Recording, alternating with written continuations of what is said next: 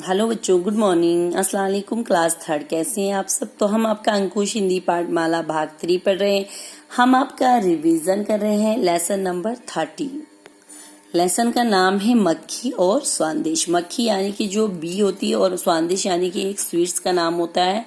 तो हम यहाँ से स्टार्ट करेंगे। एक बार की बात है, पड़ोस के गांव के सबसे बड़ा साहूकार गोपाल भाड़ घर से सुबह सुबह निकले थे। चलते चलते दोपहर हो गई। मंजिल अभी काफी दूर थी। भोजन का समय हो जाने से भूख जोर से सताने लगी। खाली पेट चलना कठिन हो रहा था। संयोगवश इतने बड़े साहूकार की उस दिन जेब भी खाली थी, इसलिए कहीं से कुछ खरीद कर भी नहीं खा सकते थे। उस इलाके में वे एकदम नए थे, इसलिए कहीं से कुछ पैसे या खाना मिलने की भी उम्मीद नहीं थी। मन ही मन सोच रहे थे कि यदि इस समय कोई मदद कर दे तो उसे वे बाद में आकर पैसे अवश्य ही लौटा देंगे। सोचते सोचते वे कुछ और आगे बढ़े। सामने एक पेड़ के नीचे हलवाई की एक छोटी सी दुकान दिखाई दी। दुकान में खाने पीने के नाम पर पूड़ी कचौड़ी जैसी कोई वस्तु ना थी। सिर्फ एक थाल में ताजे बने स्वादिष्ट सजे हुए थे। भूख के मारे उसकी जान निकली जा रही थी। थाल में रखे स्वादिष्ट देखकर वे अपने आप को रोक न सके और दुकान के भीतर घुस गए। अब देखो बच्चों, ये एक बार की बात है।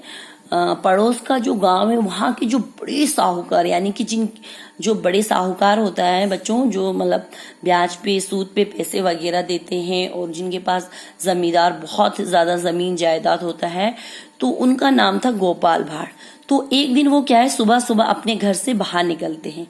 तो रास्ते में चलते चलते उनको दोपहर यानी कि दिन का टाइम हो जाता। मंजिल यानी कि जहाँ पे उनको जाना था वो मंजिल जो है अभी काफी दूर थी। भोजन यानी कि खाने का टाइम हो गया था। उनको बड़ी जोर से भूख लग रही थी। अब खाली पेट उनको चलना मुश्किल हो रहा था, कठिन यानी कि मुश्किल हो रहा था। संयोग उस दिन इत्तेफाकन उन इतने बड़े साहूकार की जेब भी खाली थी। इनकी जेब में कुछ भी नहीं था, इसलिए वो कहीं से कुछ खरीद कर भी नहीं खा सकते थे। जिस इलाके से वो जा रहे थे उस इलाके में वो एकदम नए थे, इसलिए कहीं से कुछ पैसा या खाने की चीज मिलने की कोई उम्मीद यानी कि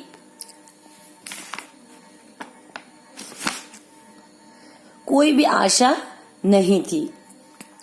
तो क्या हुआ बच्चों, उसके बाद वो अपने मन ही मन में सोचने लगे कि काश कोई हेल्प कर देता तो मैं बाद में आके उसको पैसे अवश्य यानी कि जरूर वापस दे देता। ऐसा सोचते सोचते वो कुछ और दूर आगे चले गए। सामने एक पेड़ के नीचे उनको एक हलवाई यानी कि एक मिठाई की दुकान दिखाई दी। छोटी सी दुकान दिखाई दी।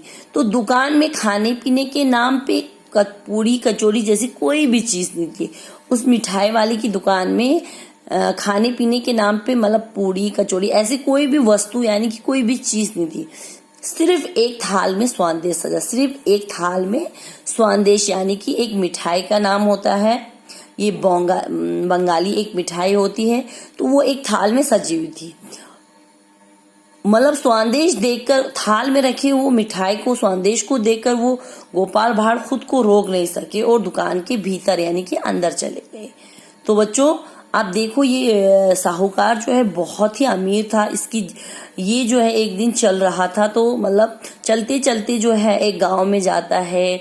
वहां पे उसको बड़ी भूख लगती है, लेकिन वहां पे कोई उसको नहीं जानता था, इसलिए वो किसी से कुछ मांग भी नहीं सकता था।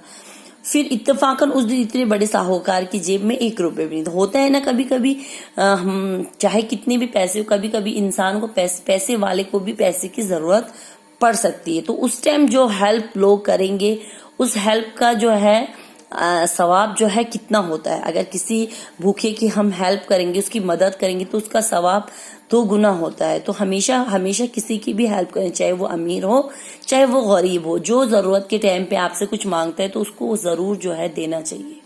ये बहुत ही अच्छी बात है।